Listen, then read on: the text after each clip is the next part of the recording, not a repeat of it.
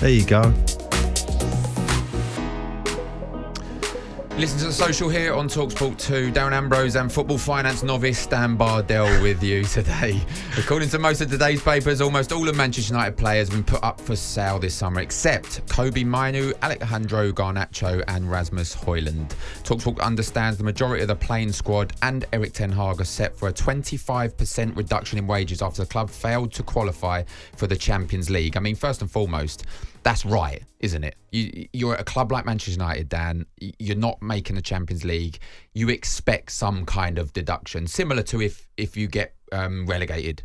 Yeah, no guarantees of finishing in the top six at the moment. Manchester United are kind of limping along to the end of the season, not really getting any better. I thought, watching that game at the weekend, struggling again. I know Burnley have got a chance of staying up, but Burnley shouldn't be going there and playing nicer football, having more possession. Darren Bent said it along there in the opener there. That's crazy. 53% possession. I mean, it's not much more, is it? But that should never be happening. Normally, you'd be thinking 25%. Well, usually, 25 is usually the amount of shots that a team has against them per game as well, isn't it? So, I mean, it's not going right at all for Erik ten Hag. If I'm honest, I'm not sure he's going to be there in the dugout at the start of next season. But as we heard there, Mainoo, Garnacho and Højlund are the ones, and we spoke about this a little bit earlier, they're the ones that they're going to build the club around. Is there anyone else? You can't get rid of everyone. You said that. You can't get rid of everyone. Lisandro Martinez, maybe. Onana, maybe. We'll talk about Bruno Fernandes in a minute, but Lisandro Martinez, he's been hampered with injuries the back end of the season, but he was really good at the start.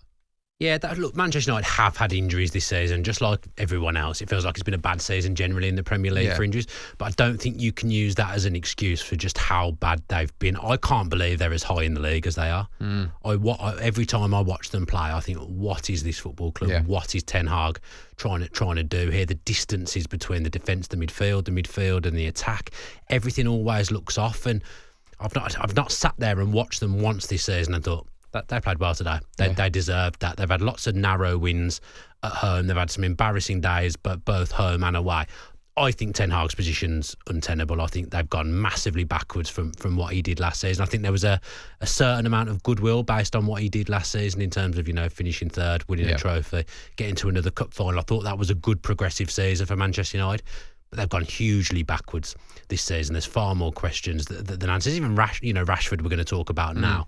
His output last season was sensational. Yes. He got 30 goals, was it? Yeah. Was it last season? This season he looks a shadow of his former self, and he always seems to be the one that kind of carries the scapegoat tag. Everyone always seems to look at him first before they look at everything else. Look at the club as a whole, other than maybe Garnacho and Mainoo, who are kind of playing with the freedom because they're young. Nobody else at Manchester United is playing to their full potential. No, I agree. And on Rashford, you said last season he was very good, one of the star men, but it's not really about what he does on the pitch in terms of his football side of it, his football ability. His attitude just looks way off it. He doesn't look like he wants to be there. He runs down blind alleys all the time, and that's not really him. His output, as you said last season, he almost got everything right. Alongside his 30 goals, I bet he got double figures in assists as well, because he was really on his game.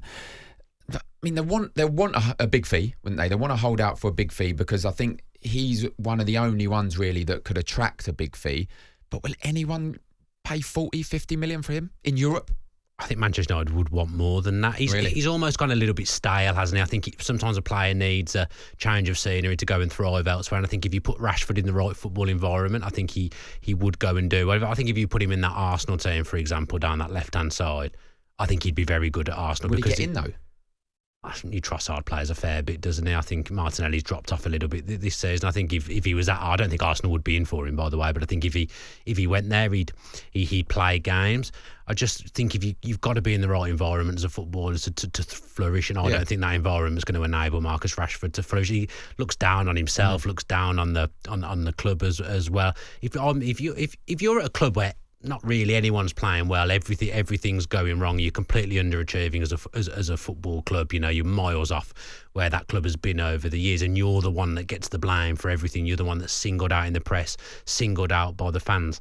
I don't really blame him for being a little bit down. Is there not an argument, though, that he is one of the ones creating this environment?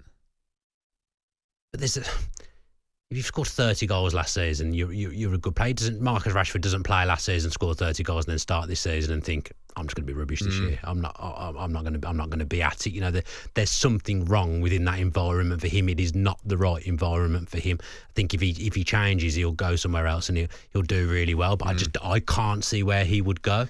Would he go abroad? Would he want to go abroad? Where do you think he'd go? I spoke a little bit about this yesterday. I think Paris Saint-Germain is going to be the club for him. I know they've always shown interest. Mbappe is obviously leaving, as you said. Not a direct replacement, but they'll look to someone like Rashford. Can he come in? Can he produce the stats, the output of last season? I mean, 8 goals in 40 games this season. It's not good enough. I think last season in the summer, if he was to go then, you'd be looking 80, 100 million. This season, you're lucky to get 40, 50 million for him. Only on reputation, you're going to be paying a higher fee for Marcus Rashford. But just one more on him quickly. There's a debate, Rashford or Jarrod Bowen for the England squad. If based on this season or now, who are you taking? Southgate will take Rashford. Do you think? They play different. Dan Bardell. Is Dan Bardell taking? No, they play different positions, don't they? So I don't think it's a like for like. But in terms of if there's one space in attacking role, who's going? For me, I'm taking Jarrod Bowen. I say I'd still take Rashford. Would you? I'm very much in the Gareth Southgate mindset. I put myself in Gareth Southgate's shoes, which is maybe quite a boring place to be, but I do tend to not be. I struggle to put myself out of that when I'm making these decisions. Yeah. I think Rashford will go. I think he's got probably just about enough credit in the bank with Southgate. He's got that tournament experience. Bowen was good in the last games when he was involved in fairness, but I think because he can play. I know Bowen can play central striker as well, but I don't see him playing central striker at international level. I think because Rashford can operate as that third striker like he has done before, as well as the wide left option. Yeah. I think Southgate leans on experience heavily of tournaments, and Rashford's been a tournament regular since 2016. Yeah, he has. I'm very much in the take the Jarrod Bowen on form. His output's a lot better. He's producing week in, week out for West Ham. Rashford's not. So that's why if it was me picking the squad and picking the team, I had one space left. I think it would have to be Jarrod Bowen for me. You mentioned Mason Mount earlier. Anthony as well. Both come big fees, particularly Anthony. If they go, they'll be expecting big losses on those two.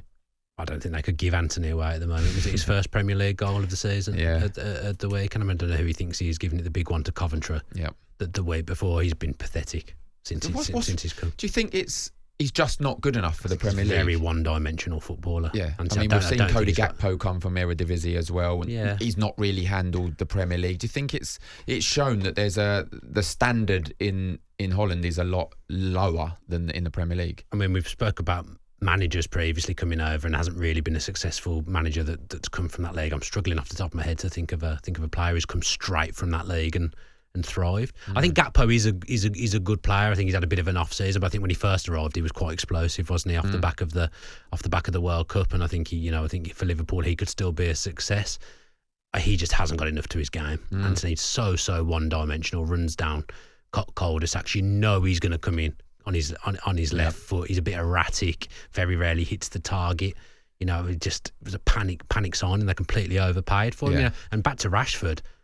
Less than a year ago, they've put him on a 350 grand a week contract. Who's paying that? You can't. And I get that clubs want to protect themselves with contracts and stuff, but you can protect yourself without putting someone on 350 grand a week that you're not sure that you're going to want. That's crazy. No, that's too much. It's too much. And with Anthony, like I said that it was Palace. They went to Old Trafford, and Casemiro ended up getting sent off, and it was Anthony tried a rainbow flick over, I think it was Joel Ward's head, and it created this melee, this ruckus between the players. And I said that it first and foremost started with Anthony trying the rainbow flick. The amount of abuse I got saying I'm a dinosaur, I don't want to see players do tricks. I said no, but there's a time and a place to do them. I love to see that. His the start of the season, you remember he took it and he just spun in circles with his left foot. It might have been last season, whenever it was. But to try a rainbow flick over someone's head, you expect consequences. And that's all I said. I didn't say don't try it. Unfortunately, Casemiro took it on himself. I think he grabbed Will Hughes by the throat, ended up getting sent off. But look, he does things that no player can do, but he's a street footballer, and he can't put that street footballer away and come out on an 11-a-side field. It's not working. He's going to be a huge loss. And I mean, another one, Bruno Fernandes. Not everyone's cup of tea. I know that. Not your cup of tea, Not no. at all. I mean, he's been their best player this season, though. Has he?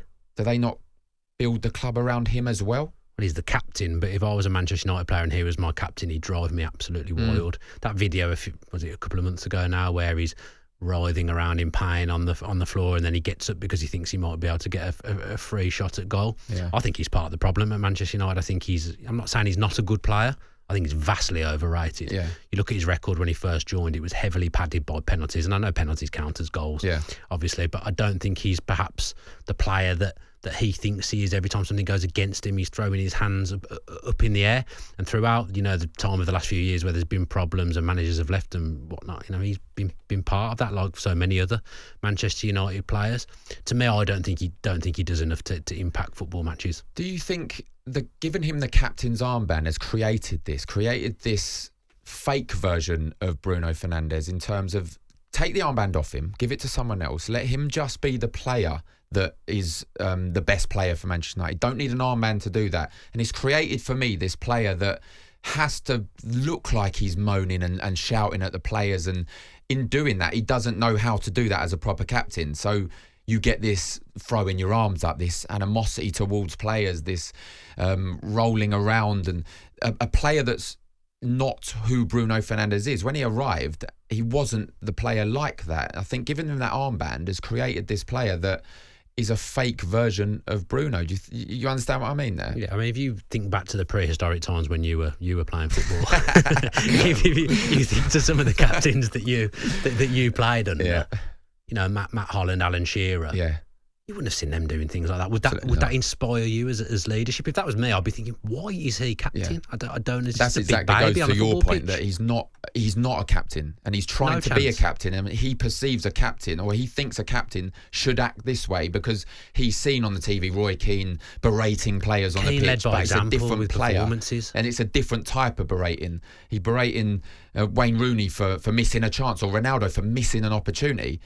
He's not rolling around the floor, or because he hasn't got past the ball, he's berating players. That's not what happened. So, I think the armband has hurt him. I think they take the armband off him. They either give it to someone else or they sign someone, and we'll see a different Bruno Fernandes. Can I ask you a quick question? Go on. So you were saying about like Rashford's body language and his demeanour. I would say maybe he could work a little bit harder, but I don't think he's cheating anyone. I think Fernandes, he closes down and runs to try and do things that he knows he's not going to get. I've spoke to footballers before who've said to me a lot of players do that. They cheat the fans. Yeah. They make it look like they're working hard, but they're running for things that they're never going to get. Yeah. I see that in Fernandes. That's what I understand what you're saying. I've had players that I've played with do that as well. Even when you haven't got past the ball and you throw your arms up, you're letting everyone know in the stadium that they done it wrong and I was available. I wasn't hiding for the ball. So I understand that. He just needs the armband taken off him. Those three players, Bruno Fernandes, Onana, maybe Lisandro Martinez, build your club around those. On AM, on DAB, via the talkSPORT app and on your smart speaker. talkSPORT.